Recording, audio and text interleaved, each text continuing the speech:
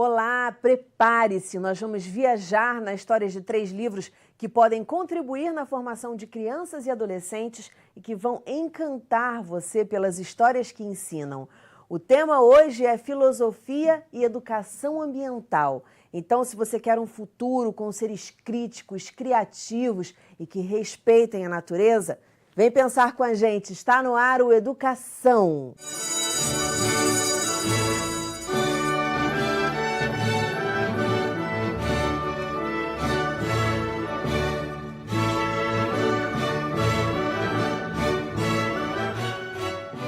Meus convidados são o escritor, professor, doutor em filosofia Renato Nogueira e os biólogos e arte-educadores Aline Froza e Jean Marx.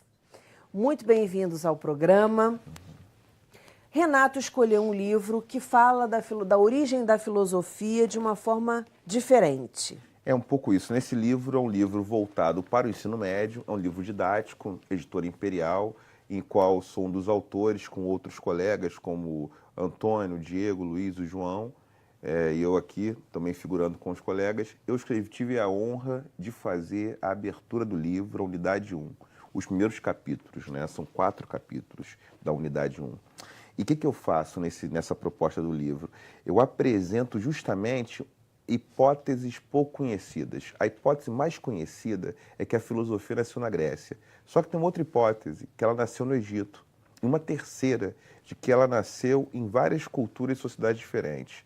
Sendo que o que eu apresento no texto, que é fruto de pesquisa, de mais de uma década de pesquisa, e de idas e vindas, arquivos para cá e para lá, é que justamente nós temos textos filosóficos africanos que são mais antigos que os textos gregos. Isso é bem interessante, são textos egípcios. E a gente apresenta um pouco desse trabalho aqui nesse livro. Então, mostrando que a produção filosófica, ela não nasceu, ou pelo menos os primeiros textos que nós temos notícia, não são textos gregos. O que não tira a produção, o brilho da produção grega, mas amplia e enriquece o debate. Por quê? A filosofia é justamente uma área que não tem resposta consensual. O que é próprio da filosofia é o exercício crítico que, de alguma forma, nos incita a procurar argumentos que sejam mais sólidos, mais interessantes em torno de um problema. Então, a filosofia sempre parte de um problema, de uma pergunta. E as perguntas têm que ir para o debate.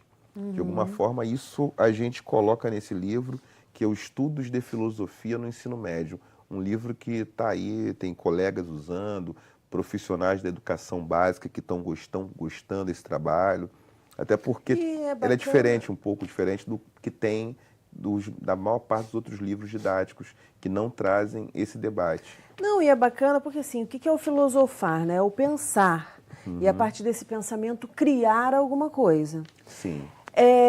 E assim, é louco a gente achar que só na Grécia se pensava. E as questões da filosofia antiga, né? Quem somos, de onde viemos e para onde vamos. Eu acho que é muito coerente, apesar de não ser uma estudante de filosofia, nada disso, nem formada em filosofia, mas é muito coerente acreditar que que a humanidade sempre pensou e sempre se questionou. Sim, não só isso possa ter nascido na Grécia, mas em comunidades, em tribos, em povos mais antigos. Sim. Uma das questões que aparecia sempre é quais são os textos. A gente encontrou os textos, tem alguns textos, muito texto em inglês, mas tem algumas traduções que nós temos aqui. Eu, inclusive, participei de um grupo com textos egípcios, tive oportunidade de ter acesso a material. A gente encontra muito material justamente com o nome que é Requet, que quer dizer justamente, conforme o grande egiptólogo Teófilo Obenga, quer dizer filosofia, que é um termo que aparece em textos de 2000 anos antes da Era Comum, 2000 anos antes de Cristo. Ou seja, bem anteriores aos textos gregos, que são aproximadamente século V, VI antes de Cristo. Incrível. Então é bem antes. Faz mais sentido, na verdade, né? Sim, porque sim, é um povo muito mais antigo e eles com certeza tinham várias tecnologias mais aprimoradas, né? Não só o campo da filosofia. Boa observação da Aline, inclusive porque Pitágoras, que conforme a tradição, um dos primeiros a usar o termo filosofia na Grécia, ele passou 25 anos no Egito. ele foi aluno das escolas de escribas egípcios. Olha só. Então isso aparece nos textos de outros gregos, inclusive, como Diógenes Laércio, como nas discussões de Túsculo, de Cícero, aparece num filósofo que era discípulo de Platão, Heráclides de Pôntico. Então tem esse material escrito, o Heráclides de Pôntico confirma que o Pitágoras ficou mais de 2 décadas estudando com os egípcios. E quando volta, ele usa o termo filosofia. Isso é muito interessante.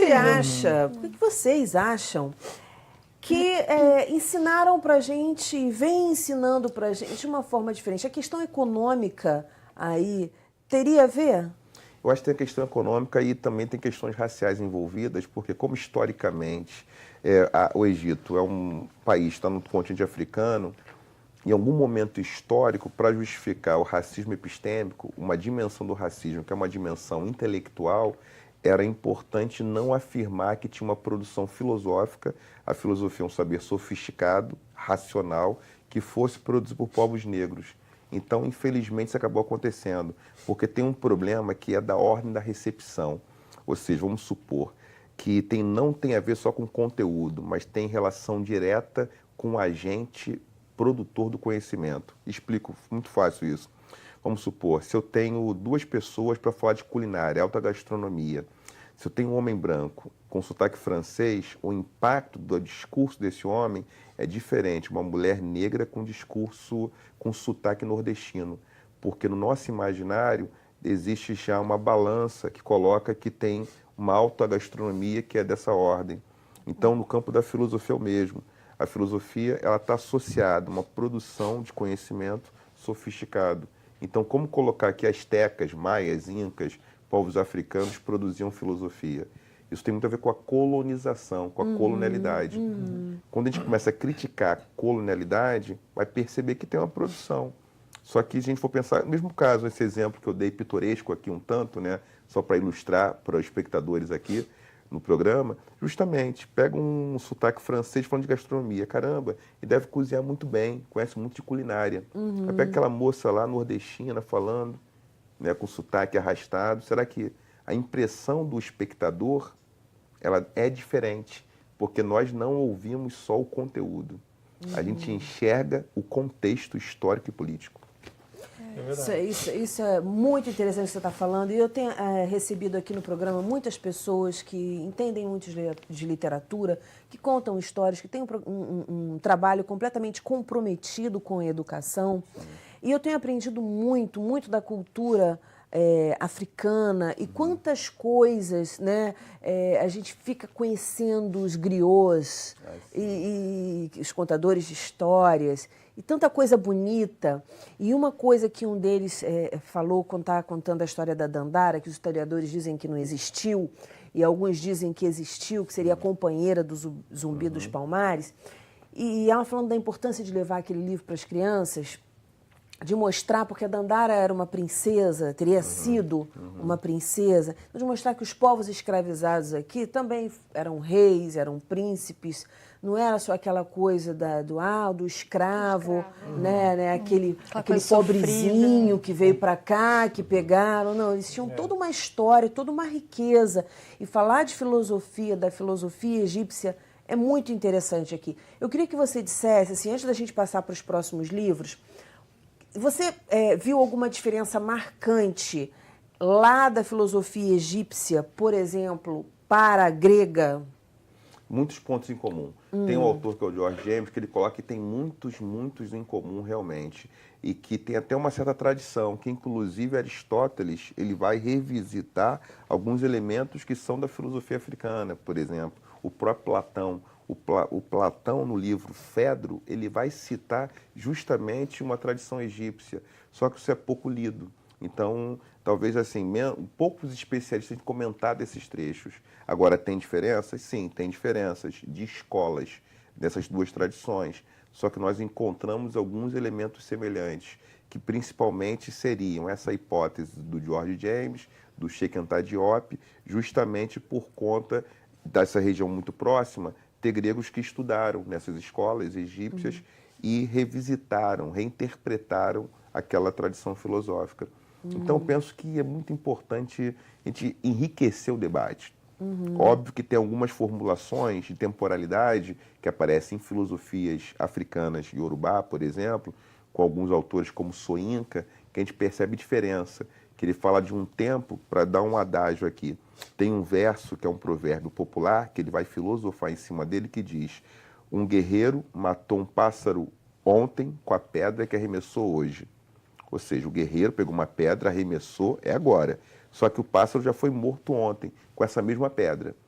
Então parece muito estranho. O que está em jogo? Que a temporalidade, dentro dessa tradição filosófica, o presente não interfere no futuro, mas o presente interfere no passado. Então dá um nó. Não, a gente vai pensar sobre isso. Eu tenho um curso sobre isso de mais de, não sei, 20 horas. Não vai dar para... Mas é para pensar assim, o tempo tem outras noções de temporalidade. O tempo não só aponta para o futuro. Então, conforme a tradição cultural, nós podemos filosofar e pensar na temporalidade por outras vias. E a física quântica traz muitas discussões sobre isso, por exemplo. E a filosofia acaba... A física quântica tem muita relação com a filosofia, os multiversos, né? No mundo contemporâneo.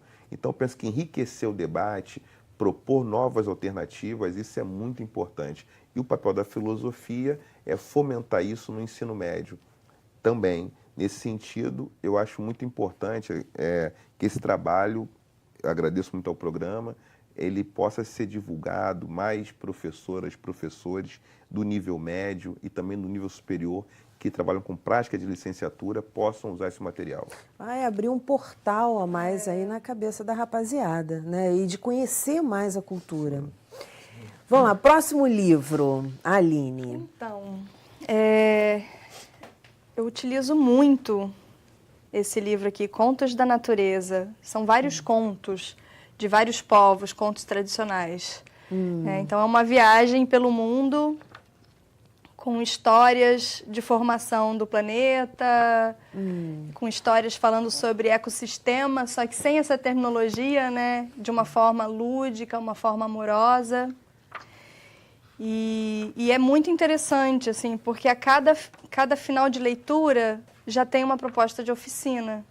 Ah, ótimo, Para ótimo. criança ou para os pais, professores já estarem... E a oficina é muito mais interessante do que aquela interpretação de texto. Sim, com certeza, com certeza. Tem essa história aqui, ó, Porque o Céu é Tão Longe, da Nigéria. É uma história que fala que antigamente o céu era muito próximo da gente. Então as pessoas colhiam tudo que vinha do céu, tudo que elas precisavam. Só que o que aconteceu foi que as pessoas foram retirando mais do que precisavam. E aí o céu começou a ficar longe, muito longe. E as pessoas começaram a ficar com fome. E aí, nesse momento, o céu conversa, né, com as pessoas que estão desesperadas e fala que vai enviar de presente a chuva para a terra. E que, a partir daquele momento, a terra é que vai ofertar os alimentos e que as pessoas passem, a partir daí, a cuidar desse bem precioso. Só retirar o que realmente precisar. Perfeito. Lembra um pouquinho a história do criacionismo, né? Lembra um pouquinho? Não lembra? Segura um pouquinho aí, que a gente vai para um breve intervalo e volta já já. Não desgruda.